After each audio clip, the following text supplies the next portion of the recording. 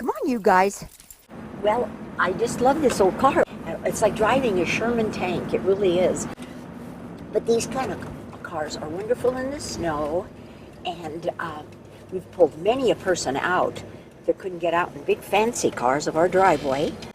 And it's great for the dogs because they can be as muddy as possible and it doesn't really matter. Come on. He has to kind of look first because he doesn't see. And we would just be as free as any kids could be. The old timers always called that Elephant Mountain, and if you really look at it from this angle, you can see the trunk goes down into Hunter, and then the next kind of a bevel thing is the ear, one of the ears, then the legs go back, and then the tail.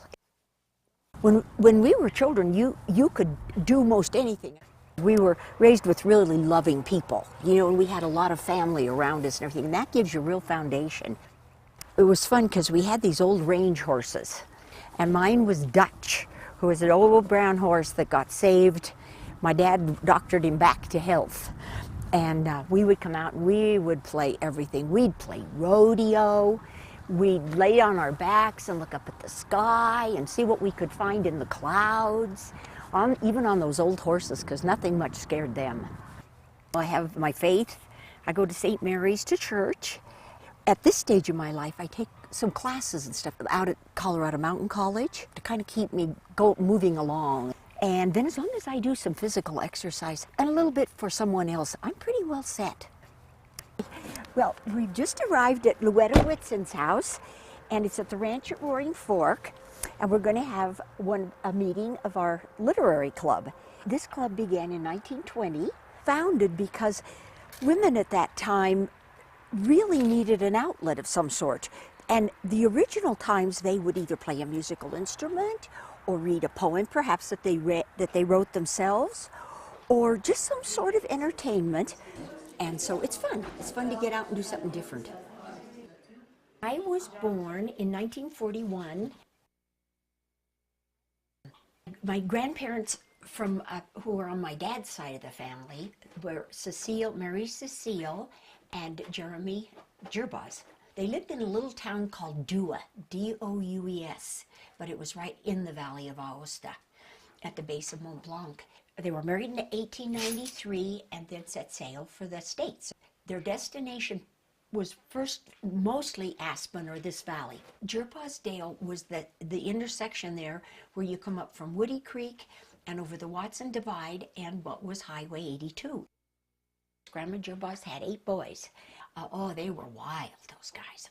What could be better than have these boys to run the ranch? My dad was a very gentle soul. He was the 7th of those 8 children in the Gerbaz family. They ran the sheep up to sheep camp every summer up Lanedo Way, and then would raise enough hay on the land to be able to subsist over the winter, to feed the sheep in the wintertime. And they had a hay stacker, and they would try to make it as even like a loaf of bread almost. Someone would be pulling the horse with the stacker, which would flip the hay up on top. And those were the days of the real simple ways of doing things.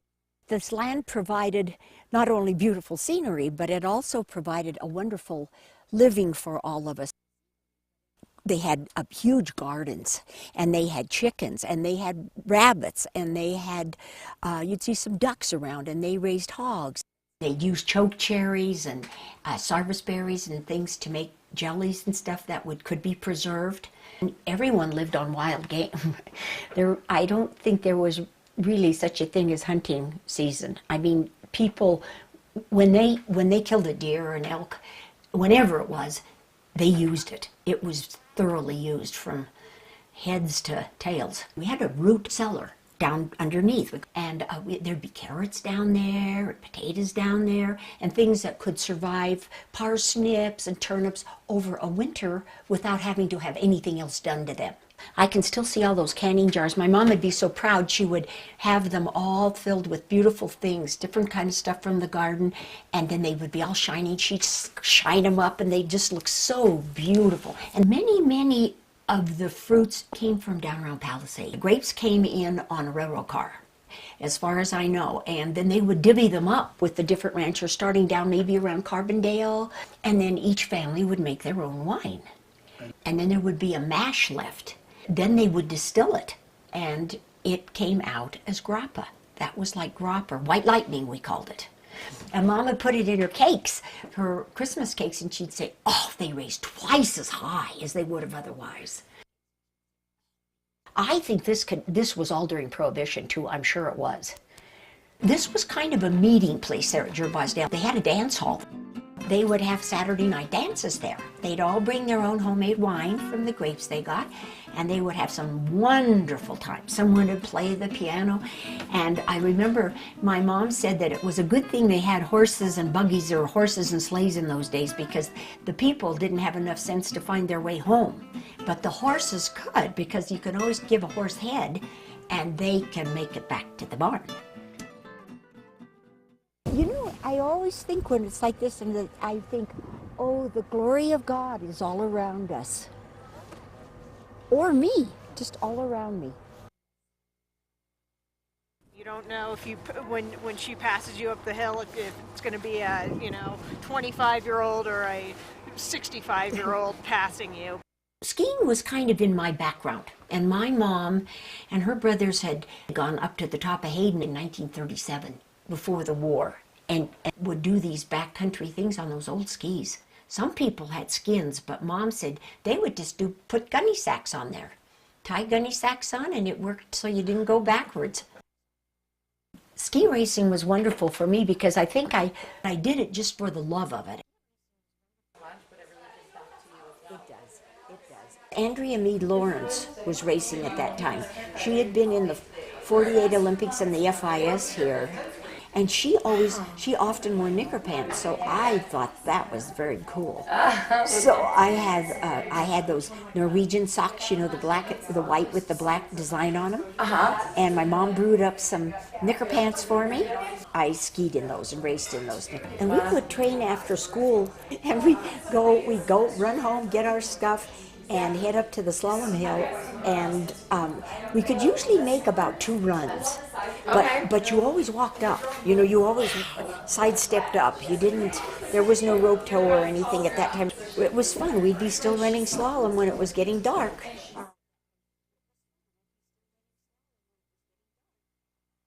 We raced at Squaw Valley, and those were determining who was going to go to the Olympics. When the final team was chosen, they chose 5 of the real seasoned skiers, and then we were the 2 extras, Eleanor Bennett and myself. If there would have been anything go amiss on the regular team, one of us would have filled in that spot. Amazing. So that was, then I never raced that kind of racing again. I would just say it was with the people I skied with, it was wonderful. It was a wonderful experience. This is pretty exciting to be here with Granny, isn't it? Yes. In celebration of her achievement and all she's done for everybody. Mom is the most Aspen-y in the true spirit of Aspen. It's never a bad day with Mom. So no matter what it's like, it's always the most beautiful Every day is a beautiful day. And she always has good perspective on things too.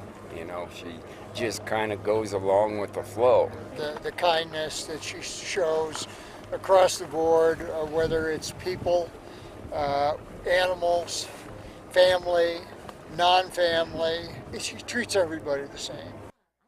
When I was doing home health with the hospital, I had known many of the people for many, many years. They were contemporaries of my parents. We were able to help Ethel stay in her home for much longer. She had had a stroke. Her thought processes were great, but it limited what she could say. And so you'd say, well, I'd say, what's going on today, Ethel?